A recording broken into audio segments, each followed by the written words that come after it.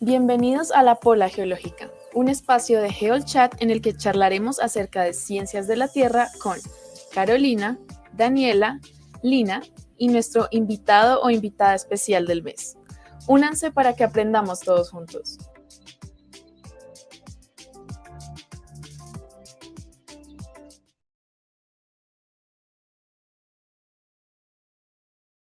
Hello everyone. How is it going? Hello. Well, welcome. Nice to see you again. I know, in our first Pola Geológica in English. Yeah. Or I may say geologic Pola. Dear. Here, yes. Yeah. We have been having these spaces called La Pola Geológica for a while now. And maybe it's time to explain to our English speaking audience what Pola Geológica means, right? Yeah. Yes, you got it. Like why that weird name that probably if you put it in Google Translate, I don't think it's gonna quite translate what we mean. Yeah, exactly. No. I think it's a slang word, so it would be kind of hard for people to get it in there. So I'm just gonna make a quick comment of what we mean by la pola geológica, and let me tell you a bit of history. And this is all based on hundreds of years of Colombian history. In the 1800s, there was a woman called Policarpa Salabarrieta, who was known as La Pola. And she was a Colombian heroine who played a crucial role in Colombia's struggle for the independence from the Spanish colonial rule. And she became a very important figure in Colombian history and symbolizes strength and the courage of women who fought in the independence. So 100 years after our independence, the biggest beer company in Colombia made a beer with her name. I don't know if you guys knew this. And it became very popular, and everyone started to call a beer La Pola. And actually, like that little symbol you see in there called La Pola, that was the actual label for this type of beer. So, because Daniela, Lina, and I have been all have all a background in field geology and have all shared beers after geologic fieldwork, we kind of wanted to share this in this network, this social media project we have, in which we could share science with a beer in a relaxed fashion. This is nothing that is nothing formal. This is not a lecture, not a class. This is just a beer with friends and a scientist. And all complex words that we don't understand about science, and you're like, I really don't know what you're talking about. Here we are to try for the same scientists to explain those very complex words and what it means, the science that they do. So, welcome to the first Pola Geológica in English. Yay! Nice to see people is connecting right now with us, and we're very excited today. And yeah, maybe it's time to welcome. So today we have a very, very special guest. She's Dr. Elena Miranda. She's a professor of geology at the Department of Geological Sciences at Cal State Northridge, CSUN for abbreviation. Dr. Miranda is a remarkable scientist and advocate for inclusive excellence in STEM. And what the STEM means, this is science, technology, engineering, and math. So her expertise is in structural geology. Don't know what is structural geology? She's going to tell us. And she specializes in analysis of fault and deformed rocks, and her research sheds light on the fascinating complexities of Earth's fault systems. We're going to ask what are fault systems, no worries. And before this scientific contribution, Dr. Miranda has held a position in the Provost Office at CSUN as the co-director of the Provost Equity in Faculty Hiring Initiative. In this role, she was involved in creating recruitment and retention practices to promote equitable outcomes for Black, Indigenous, and people of color that are in the tenure track faculty position or pathway. So, hi, Elena. We're so happy that you're here with us. Thank you so much for inviting me to join you in the first English broadcast of La Pola. I'm honored to be here, and this is really fun. So I can't wait to answer the questions and talk more about science and life and like to find all of those things as Latina. And we're so excited to have you. So, as a Amazing. tradition that we do in the Pola, is that we share with each other with a drink that we have. Today, I have water, but we have all different drinks that we're gonna share as our tradition to start this very fun conversation about what you do and who you are. Yes, Nice. I have a beer. I do follow the rules. Just kidding. I mean, it's a drink of your choice. I just want to point that out. Today, for the first time in the world, I have milk instead of bola. Sorry. It's homemade oats milk, but You could have tricked us that it was like a coconut cocktail or something like that. okay, yeah, maybe a white beer No. without gas. All right, all right.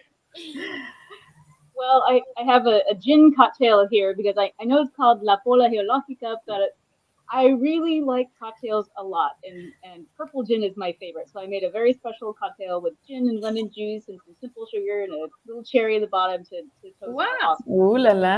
Wow. Wow. A professor and a mixer. Mixologist right here. So the only one that followed the rule and honored the name of this event is Caro Yeah. this It is time. okay. But It is usually we all have beers. Yeah, usually. But that cocktail might be the fanciest, oh, fancier. drink that we ever Yeah. had. I think we have Yeah. never had a cocktail. So Elena, you're setting up the bar Yeah. up high. Very high. It's a nice way to say that I break the rules in style. So I'm honored. Yeah. Yes. Okay. All right. Cheers. Rule So breakers today. let's Cheers. begin our Pola Geológica. Yeah. Cheers. I guess I have to do the honors of.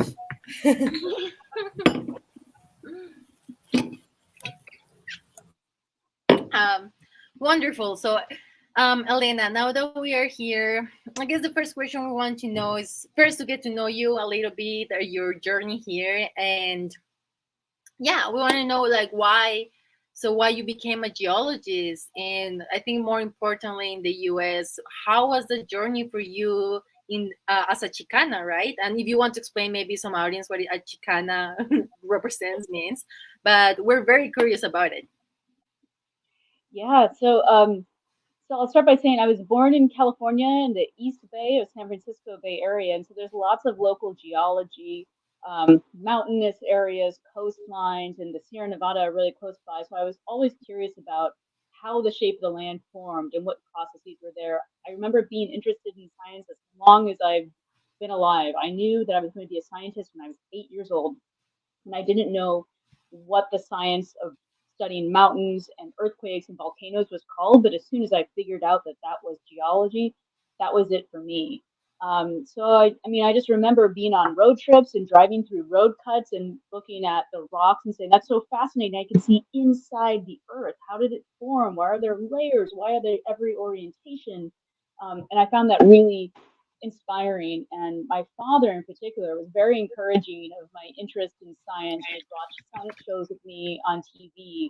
And so I just knew from his support and all of the things happening in my family that I was really encouraged to go this route. But no one else in my Oh no, I think we lost your audio. Something happened with the audio, yeah. Oh no. We can hear you. Okay, that's weird. Something just cut No. out. No, Perfect. Perfect. we can hear you back. now. We're back. So let's see. I think I just left off talking about the importance of like my father and his guidance and his support and his curiosity about the world around him and his love of the outdoors that really influenced my interest. And so once I knew that that was the science, that was it. I was going to go be a geologist, and that's how I got there. It was really interesting though, because I didn't have a lot of role models, not in my family. I'm the first person to get a PhD in both sides of my family. Mhm, mhm. I didn't have professors. that were Latino, Latina, Latinx, no one really to model that path. And so it seemed like a very weird career. And like on my mom's side of the family, I'm Mexican American, and Mexican Americans from Southern California, from lower California, we identify as a group called Chicanos and Chicanas, and so that local culture is a subculture of Mexican American culture in this state, and there just wasn't a lot of role models for me. And to be honest, there's still very few.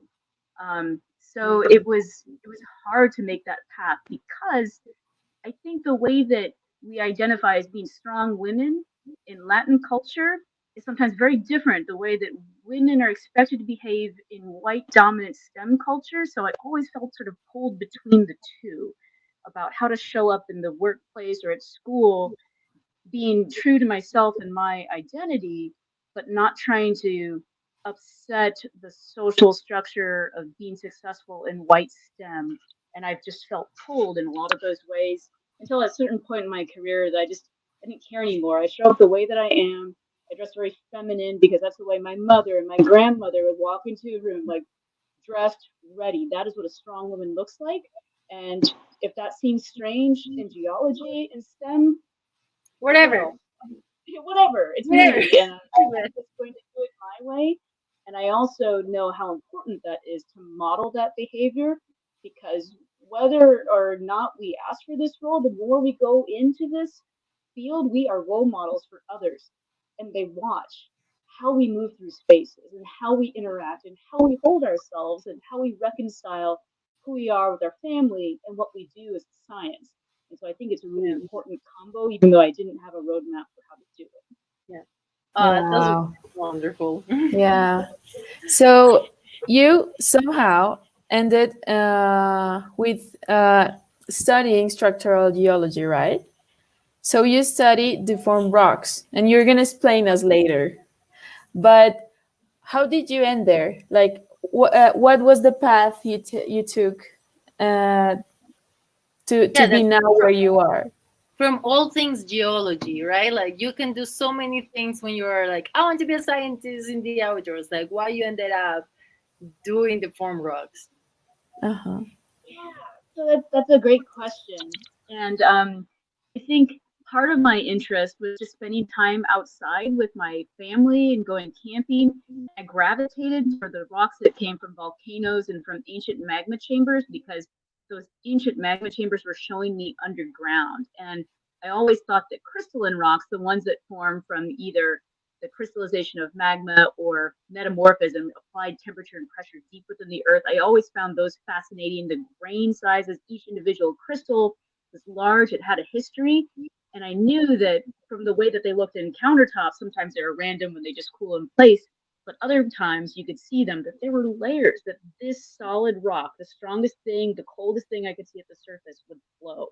And I just found it fascinating to think about what sort of depth would you have to get in the earth to make rock flow? It's the tremendous power of the earth, which is really, it's still so fascinating to me. And so any crystalline rock that has layering in it that looks like it's been pulled, pushed, folded, I'm all over it. The pictures you've got of me on the outcrop, these are my favorite rocks on earth. They're called mylanites, which is a rock that is slowly flowing like taffy candy instead of breaking during an earthquake. And so this slow flow produces these beautifully layered rocks, and they have indicators about which way they flow. And I love to look at those on the outcrop and outside. I like three-dimensional structures and thinking 3D in my brain, and I love to look at those in the microscope too. So for me, it was a good deal. It was like structural geology, deform the rock. That is the best thing for me. The more deformed, the better. I love it. That Beautiful. is so cool. This one thing we need to know after this Pola Geológica is that rocks flow. Rocks flow. Yeah, that's Yeah. beautiful. I mean, when you see a rock, when Elena sees a rock for our audience, she's looking for the history of that rock. So Mhm. she's like trying to read in the lines, in those layers that she was describing, what's the history of the rock and of the mountain, maybe, or perhaps the earth. So yeah, that's beautiful. Yeah. So Elena, now you talked about structural geology, myelinates, flow, and all these things, but now we're gonna do our elevator pitch game. So now you're gonna try. So Card is gonna put 30 seconds that you will have to explain your research to Oprah. So let's say you are in LA and you're at a restaurant and Oprah doesn't have any other table and she sits next to you.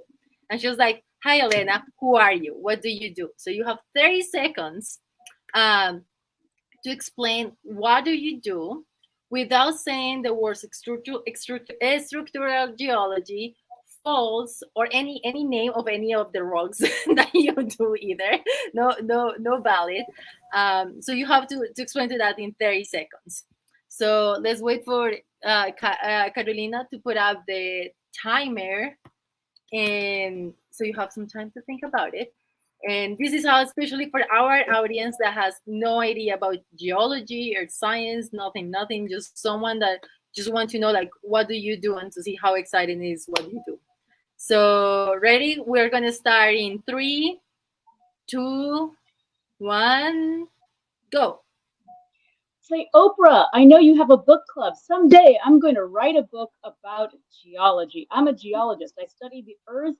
I study its entire history. I study what's happened and how things move over time on planet Earth.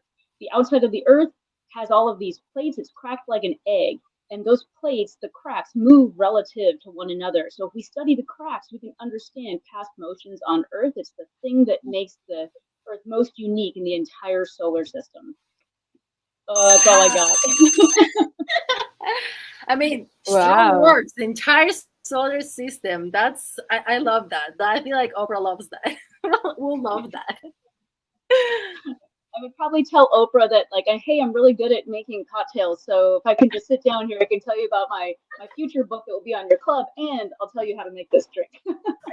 I think you should create a book about like how rocks can be represented in cocktails, and I think a lot of people will buy that. You got to Yeah, pursue this. I would buy it. Yeah.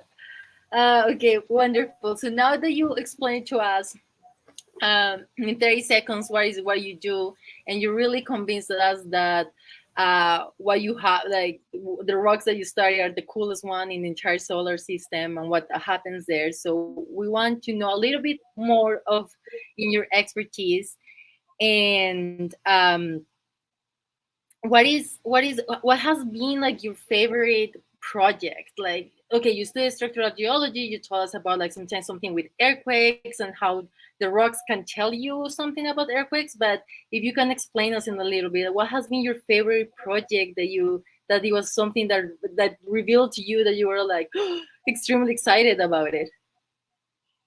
Oh, that's a tough one. Okay, I have to say my favorite project, it involves my favorite rock, the myelinite, the flowing rock that we call it ductile deformation because in fault systems where the surface is broken, the rock just sort of slides very suddenly and in very rigid motions and it breaks in a brittle way. It fractures apart, but the earth gets hotter on the inside. And so if we go underneath those fault systems, we follow them down, then the zone of that deformation widens and it starts to flow. That's what creates this myelinite. So I'm interested in that because it's the other half of this fault that at the surface makes earthquakes. It's a hazard for humans, but I'm really interested in that transition point where we go from a brittle fault that makes earthquakes to this ductily flowing, we call them shear zones.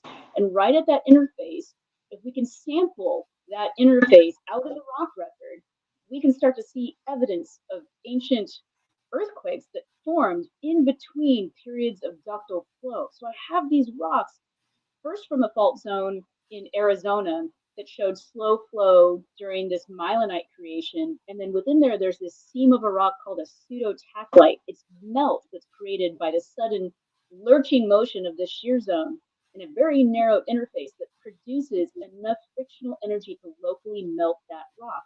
So there's like little seams of melt inside this flowing myelinite, which tells me, a structural geologist, that we go from slow flow to suddenly it rips forward and makes an earthquake, and then we go back to slow flow. that's fascinating to find that on the surface when I know it had to happen kilometers deep. Underneath. Wait, but so that follows my next question. You said that you have we're here is viral, and then you go deep down, deep down, deep down until you go like at the yolk of the egg.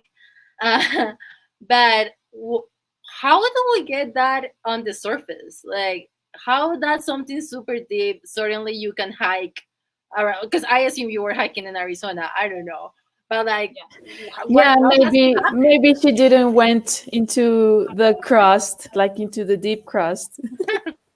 yeah. I don't have that advanced of a. Oh, we lost your audio. Oh no, is it back yet? No, it's good.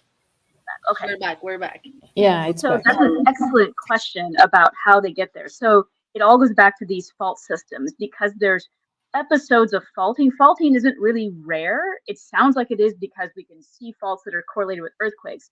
But over time, at these geologic plate boundaries, there's a series of faults that accommodate that motion of a plate. And sometimes the faults extend the rock, sometimes they push it together, sometimes they slide it. So if there's a younger fault system in the area, it might incrementally bring up this deeper rock to the surface that we would not have the opportunity to sample in any other place. So, for example, faults called normal faults, they extend and lengthen the surface of the earth, but they allow deeper material to be exhumed and exposed at the surface. And that's what allows us to walk directly to them, to be able to sample things that we can't drill to because they're too deep. And any sort of textures that we would normally have like happening at depth, we use other fault systems like windows, tectonic windows into the deeper part of the crust. And so anywhere you've got rock being pushed together and brought up really high in a mountain range, that's one way to expose deep rocks and get them to the surface. I work in New Zealand and we look at a lot of those rocks that are being ripped out of the ground because the rocks being pushed together. If I work in normal faulted areas that lengthen, then I can bring deeper materials up to the surface and study those too. So I make use of other fault systems to get me to the fault rocks that I like. And that's a really fun thing to be able to do, to look at maps, to understand the regional history of a region, and to be able to look at not just, you know, how interesting the rocks are that are exposed at the surface, but what's fascinating to me is what it implies about what used to be there. I could be in an alpine region covered by snow, looking at these sort of rocks, thinking, wow, these things were tens of kilometers beneath the surface. And now here we are freezing in the snow. Yeah. This rock has come a long way. So that part I find fascinating too. That is That's amazing.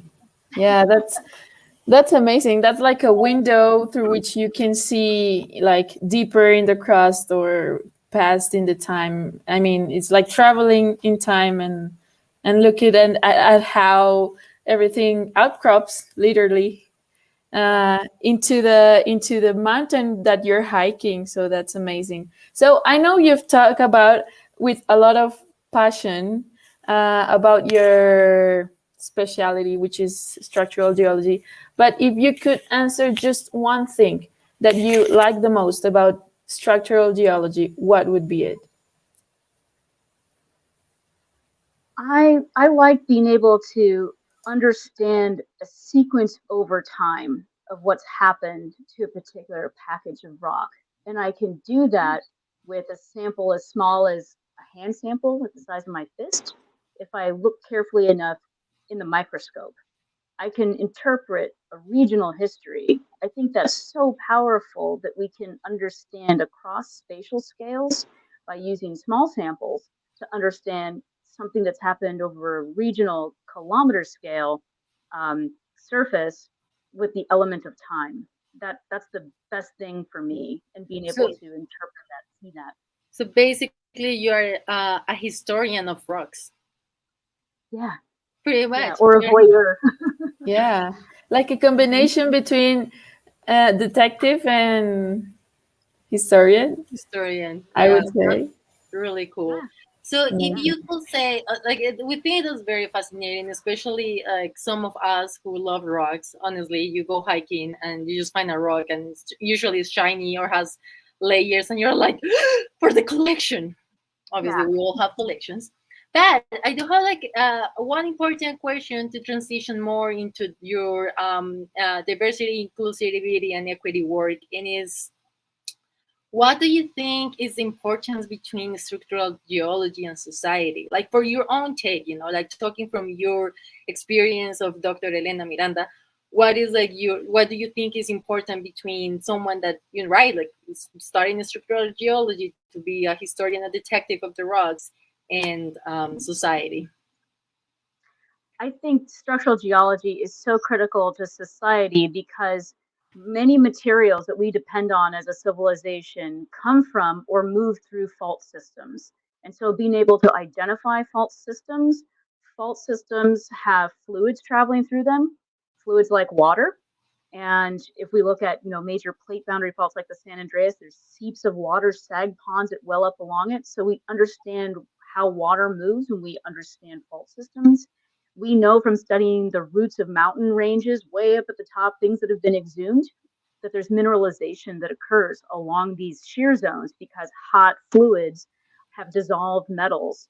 And some of those metals are strategic for civilization. If we want to have electricity for our energy, like looking for material for batteries. And so structural geology allows us a means of understanding the structures that are host to those things that we depend on as a society. There's also the hazards implications of it too.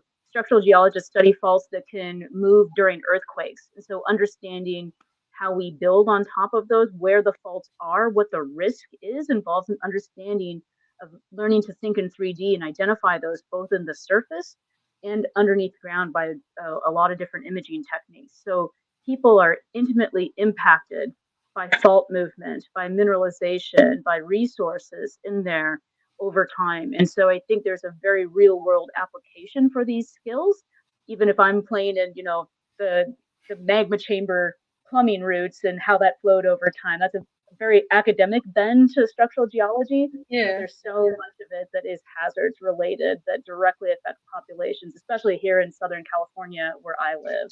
Yeah, no, I think you point out two really important parts of society, right? That getting like prepared and have more knowledge for natural hazards so we can understand better and plan accordingly for us, but also nowadays that we think a lot about like how we're moving from previous fossil fuels, for example, or things to having more like in terms of the mining the minerals that we need for technology, also being those two, that's pretty amazing. And I just want to remind our audience that feel free to ask any question you want. I mean, from the cocktail recipe, that actually you have a question about the cocktail recipe, by the way, to like the Mylonites, to the rocks, to what it's like to be a Chicana in STEM, anything you want. Like we invite you to ask questions. We're gonna do a little bit more of this conversation and then let the questions of the audience flow. But I did wanted to get that opportunity of talking about society to this that inclusivity work that you do in the provost, and especially this like faculty hiring, like how I mean, I'm just gonna ask you because I guess it's valid for you to like to explain your history of like what was the reason of the motivation to be involved. Like I feel like us as Latinas, we relate a lot of why you're doing this, but for our audience to listen, but also what has been like the most rewarding thing to work as in this role in at your university? Oh, those are really fun questions to answer. So in terms of the activism that I do, part of what made me fire up about wanting to see change in the field is that when I looked around me as a student, there are very few people that looked like me that came from the same cultural background. And so I felt so isolated and different in that way. I didn't have professors that were Latinas or even Latinos to model what it was like to move through STEM in this identity and go get that job. It always made me feel like maybe that was out of reach for me, and I felt very judged, or assumptions were put on me about my capability and what sort of jobs were appropriate for me. It was very much externally driven. And I pushed back against that because I'm extremely motivated, ambitious, and driven, and I want to be the best at what I do, and I have this fervent passion for what I study. And I wanted to be given the same sort of chances and opportunities. as my peers. And I had to fight really hard for that. And I encountered a lot of discrimination, a lot of harassment, but I'm a fighter. And so I knew that I just had to survive this somehow. And I used all the tools at my disposal, not understanding academia, trying to push forward. And I could start to see patterns to behavior, to gatekeeping that fundamentally changed the way I experienced graduate school, being an early career researcher. And I wrote an article about this called The Leaky Pipeline Playbook. It was published in Inside Higher Ed in 2021. And I could identify behaviors that I used to think were personal, that like somebody had a problem with Elena and I was experiencing this, until I moved from graduate school to being an early career researcher. And I started to see the same pattern of behaviors. I saw it being applied to graduate students. And that's when I was like, it's a system, there's a pattern, and we have to interrupt it. And those sort of assumptions about people's potential highly impacts how we move through science, what kind of scientists we become, what opportunities or encouragement we're given to go into academia or not. And I just thought that we all deserved a fighting chance. So it started off as something to just make myself be able to survive this, but it impacted a lot of other people because I found I was able to articulate things that were happening to others and people could relate and said, this happened to me too. I can see this happening.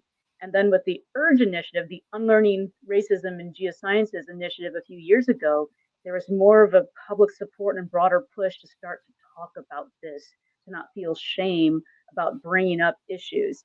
And so this experience coming through academia, being a professor, going through the tenure process, I knew where this behavior hides.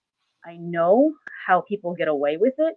And I stopped being silent and I started to speak out a lot more. So I write, I speak, I advocate, even if it makes the possibility or the necessity for me to speak truth to power.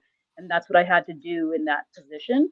And it's really important to me that even though I feel sometimes nervous about it and I feel like I will never be fully secure, I will always have to sort of prove myself. And that's just something that happens to people of color in academia and in STEM in particular.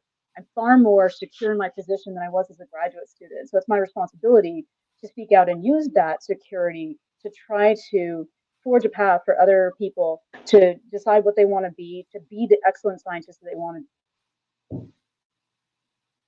Anna, we lost you. We lost you in those last 3 words. I think the audio sometimes goes. I'm gonna have to throw this away. This is just not a good microphone and speaker combination anymore.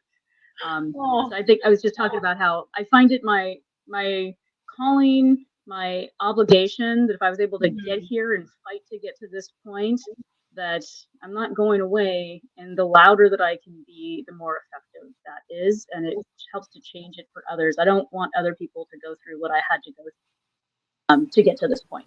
And well, so that's admirable. Yeah. I'm inspired by it. I love the energy of, like, I'm not going to call myself old here, but there's a younger generation.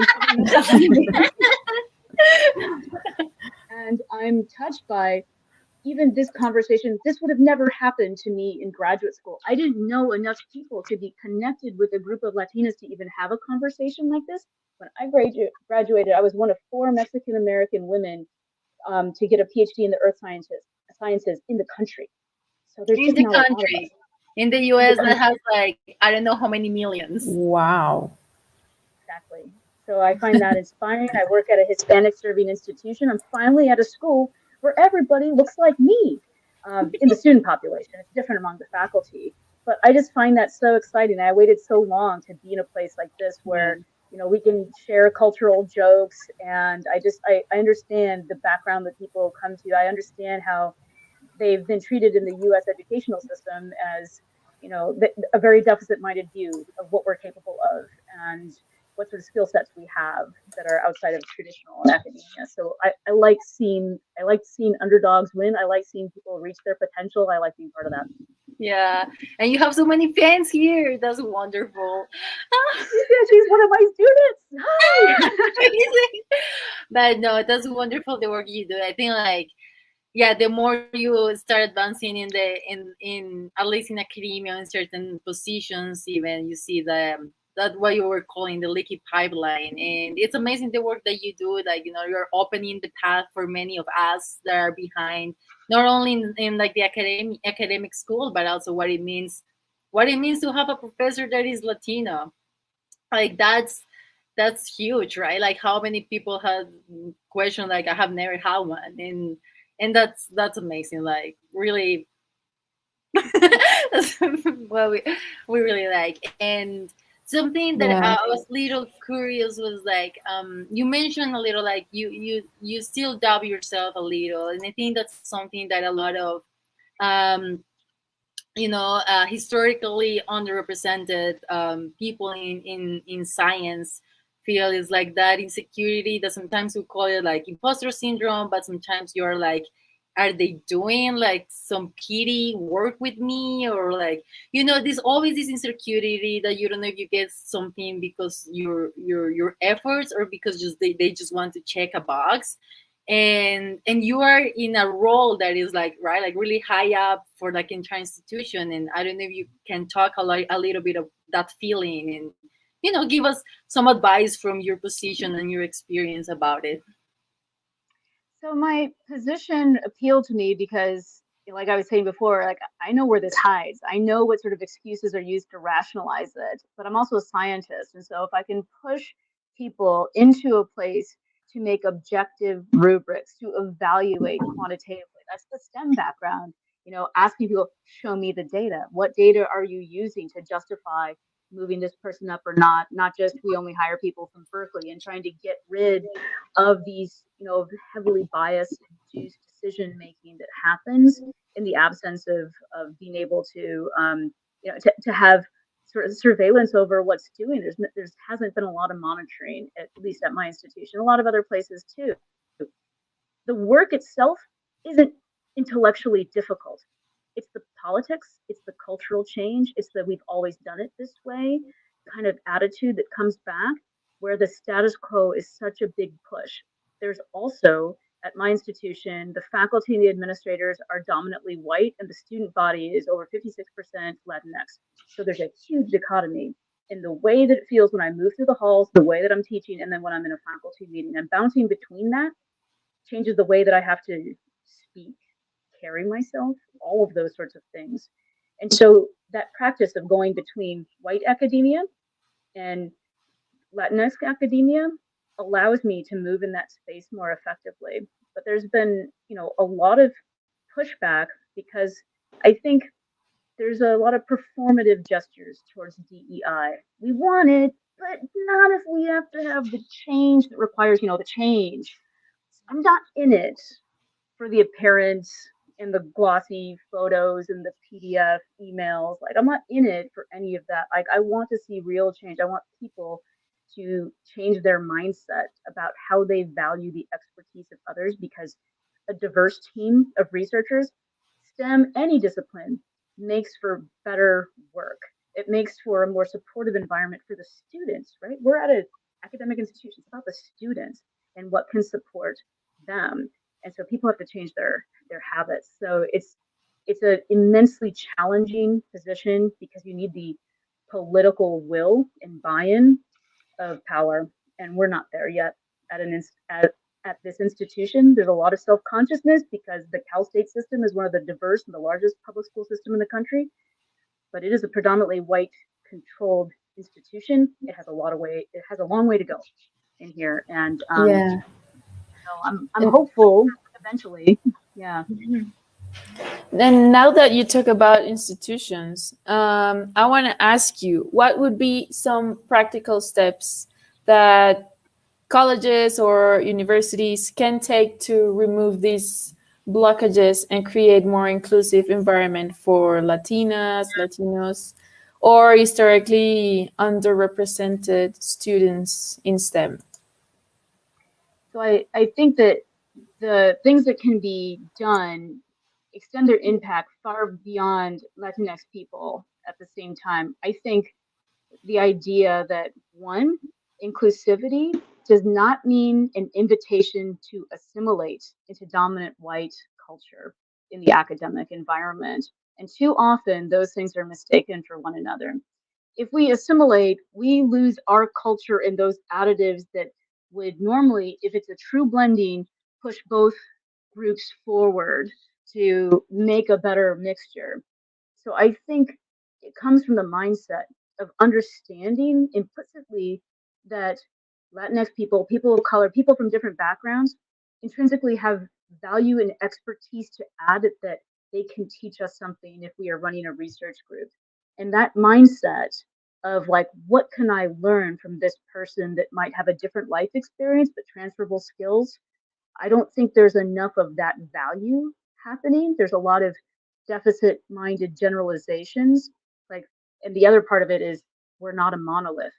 There's a very different experience between Mexican Americans that have experienced the social structure of the United States, Yeah. other Latino and Latina people from different countries, because there's different histories and different educational systems, and even like the history of Central Americans who have immigrated to the United States and to California and other places. There's so much difference within that society. There's so much colonialism, there's stratification, there's a caste system, it's money, it's socioeconomic within Latin American structures that then gets imported elsewhere. And I don't think that sort of complexity is conceived of. I think we get categorized as, oh, well, if you speak Spanish, then you don't speak English, or that we're all poor, or that we all don't speak or write English well, or that you know all the generalizations in there. It comes That from we all like spicy food. that we like spicy food, that we're all spicy in temperament and feisty and all of this sort of thing. You know, there's a lot of generalizations out there. And so the idea of making something more inclusive means pushing away, doing away with the tokenism, those tokenistic gestures of like, now I'm diverse, I have this person in here, yay. You know, to think of us as real people with the scientific skills, the writing skills, the communication skills, the life skills and experiences, the storytelling that comes with our cultures as we move through this space, and viewing that as an asset. That's the biggest thing that people can do, and to educate themselves and be willing to make mistakes, to fail. Like if you're diversifying your research group, you're going to fail at some things. You have to ask for forgiveness. You have to meet in the middle. You know, you have to be humble about doing this kind of work. And you've got to think of it with the students that you're inviting in that space as the primary beneficiaries, not what this does for me and how do I get funded and how do I check the boxes and that sort of stuff. That mind shift needs to occur to be more effective for all of us to meaningfully be included.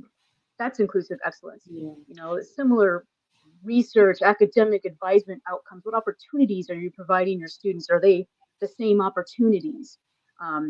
You provide that? Is that unified across the board? I think those things are very important to consider. And Oh, we lost you. Yeah, we lost your like the last one. it makes me so angry. This is back, but we listen like basically all of it. No, but thank you. I think like I mean your works. I think something that is like a very special thing is that younger minds, right? Like they have like as you say like this energy despite the mentality, but having to change that what you just described higher up to people that have been in that job for 30-40 years and make them seem that important and valuable. That's really a fighter, and we just like admire a lot your work. Thank you for all your insights, and also the like the way to phrase that thing like we are not all just one pot, like oh you are not white so you belong to this group, but like the enrichment that is to explore the diversity within that group, and like that is a good thing to like welcome that diversity. And thank you so much. And now I think we're going to try to move a little to, we have a couple of questions. By the way, first I want you to share with us that book you mentioned, the one that you wrote. The urge group that I talked about? Yeah. Or the article? I guess the article. Yes, I actually tried to look for it. I tried to Google it and I couldn't find it. I only found the citation. So how do we get that? Yeah, actually made a question that he was interested in knowing the name. If you could repeat it, and where was it published? Yeah, it's called the Leaky Pipeline Playbook, and it's published in Inside Higher Ed. And that was in August 2021, I think was the publication date of that. Yeah. So I think if you just Google Miranda Leaky Pipeline Playbook Inside Higher Ed, it'll lead you right to that article. And that sort of summarizes most of my graduate school experience and some of my experience early on in the tenure track process. That's what inspired that article. Okay, we'll make sure we're going to put the link in the video, in the recording of this Yeah. video. But yeah, thank you. So it was an article. Sorry, I thought it was a book. Yeah. The No, Leaky not that Pipeline. productive yet. So there's the name for those who were asking us on Instagram about that article that Dr. Miranda wrote. And we will head up with a question that appeared on Instagram Live. And again, we invite everyone, now that we are close to the end of this interview, to keep on asking questions. So, okay, so Bibi Liv asked us, what have been the main challenges you have had as a woman in geology? There is both overt and casual sexism almost every day in geo. I remember a very early experience. I went to my first conference as a student. I don't want to say the year, but it was a long time ago. And so I went dressed up in like a nice shirt and a skirt and nylons and heels. And I was sort of treated like, what sort of attention are you trying to get? But I had done an internship in the oil industry, and that was the way that professional people dressed. So all of a sudden, the rules were different. And I learned really quickly that women had to toe the line in terms of how they were dressing because it conveyed something to certain men about the seriousness of their science or their motivation for being in those spaces. And it sort of it made me think about this sort of dichotomy of like, you could be the attractive non-serious person and you were prey, or you could be a serious scientist, and if you did that you could take on more masculine mannerisms. And I found that difficult to deal with because I didn't want to have to dress and act like a man to prove that a woman belonged in science. So I don't like the behavioral expectations. um, I don't bake treats and bring them into the front office because I don't want people to mistake those sort of acts of generosity as something about where my social role is within the context of a department. Um, Being asked to be the meeting scribe, or, oh, could you go like a note for somebody because you're probably just better at this than I am. Like, no, I don't want you to think of me as a sentimental person that can do this work. It's sort of asked for labor in a way that devalued the role of research and progression in my career really was difficult. Or the perceived, like, the slightness, or like I wasn't a serious field scientist. Like, I will hike my ass all day. I'm not super fast, but I will get there. And it's the brain that I bring to the outcrop in there. So like this notion of toughness, and then the double standards of having to be extra precise and just exacting to be perceived as the same sort of capability as others. I find those things really difficult to navigate. And the additional complexity of this intersectionality is this happening because I'm Latina? Is this happening because I'm a woman? It's like, how are those both combined? And having to like sort of constantly think about how I show up, present, speak, hold myself in a room. I think women have to think about that more than men do. And that's outside of STEM too. It's just the workplace. So those are, I think, my biggest challenges in that regard.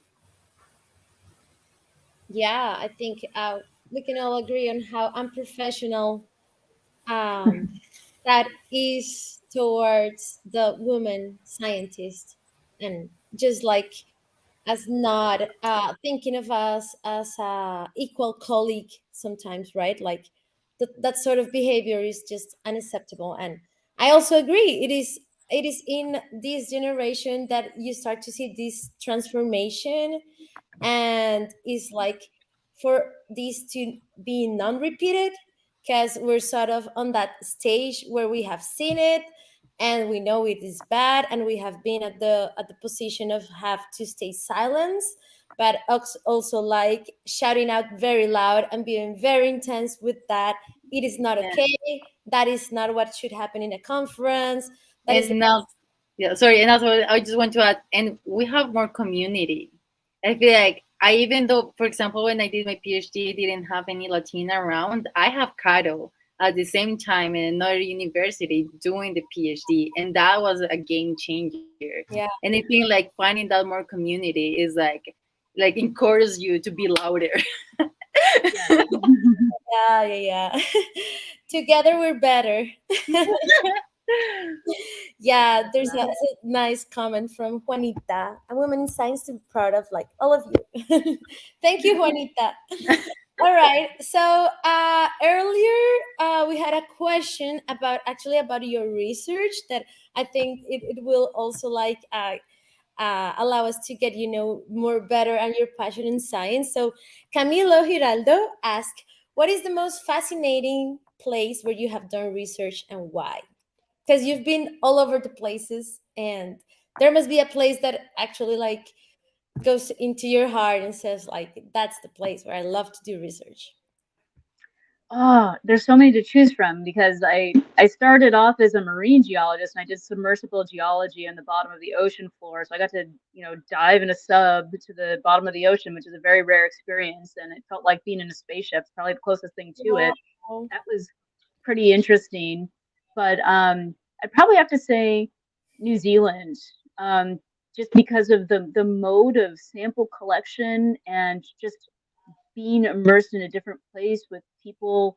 There was a strong tradition and love of the land. I see a different culture there at the same time that I'm navigating cool rocks out of helicopters and out of boats and Literally um, navigating, like yeah, you're exploring. yeah, and Yeah, it's such a frontier, and we've met great friends and colleagues. I look forward to being there. It feels like a home away from home. I get depressed when I leave after a field season. There's just something very magical about New Zealand and that work and our team of colleagues that I've just had the time of my life and experienced a huge peak in my career from the collaborations that I've experienced, my international group of colleagues and all the students that have joined us. Yeah, New Zealand. Hmm. great. Glad to have shared that with you. Because yeah, Yes. and I agree. It's such a fantastic place. Like you feel out of this world. You literally go to the Lord of the Rings land. Like, wait, Literally. this is fantasy. This Yeah. is real. Oh yeah, it's real. Can I ask one question? I think that one more question before I think we have to wrap up the interview. We're close to the hour, but I do have one question. Is like, what is if you have all the money in the world and all the people that you want to work with, what will be the one place you really want to go and study the flowing rocks of that place that you haven't been clearly? Oh, oh my God. Oh, that's a really, really good one. There's some fascinating deep crustal rocks in Norway that I would love to go see. There's mylonites there that have those preserved seams of frictional melt from deep earthquakes. I want to see those. There's places in Italy that have those same sorts of rocks, and I would love to go there as well. So that would just be a fascinating spot. Well, both of them to go and check out for my particular brand of structural geology. That's pretty cool. Pretty cool. Okay. Nice. All Maybe right. I should quickly give the recipe for the cocktail. I know Oh there was a yes, question about yes. We want to know the Please. recipe of the cocktail, please. Okay, so I love I love color, and there's a purple gin called Empress, and so one shot of Empress gin, which is this beautiful royal color, one shot of lemon juice, and about half a shot or less of simple syrup, depends on how sweet you like it, and then you shake it up over ice. and you pour it into a cocktail glass. And I like to put a Luxardo cherry in it at the bottom, just add some color. So it's a beautiful lavender color. I love color, except for like on my clothes and stuff. Just everything else can be colored. Your so hair, the cocktails.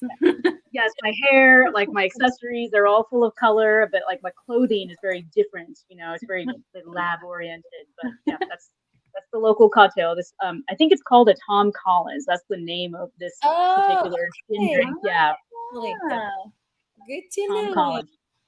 Okay, we're great. We're so glad to have this recorded in video. So no, I know. Yeah. This is gonna make a great TBT or Throwback Thursday with Dr. Miranda and cocktail. they make cocktail recipe. It aligns perfectly with our week. Well, that's great.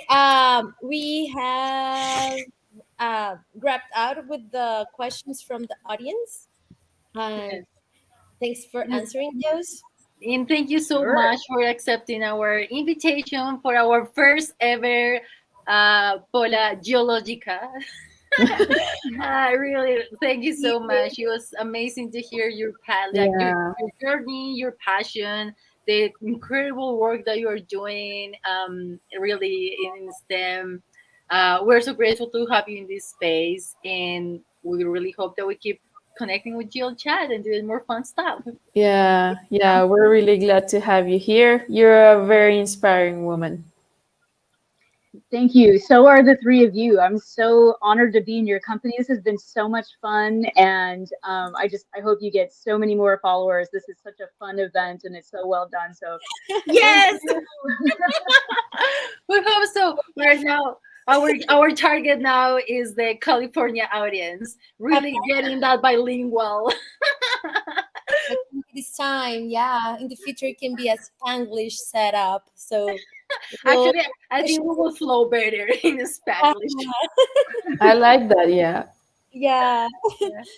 Yeah, thanks to everyone who connected and who participated. This was amazing. And Jill Chat is on Twitter, Instagram, and also has a website that has an It's in Some official construction. website, but yes. yeah.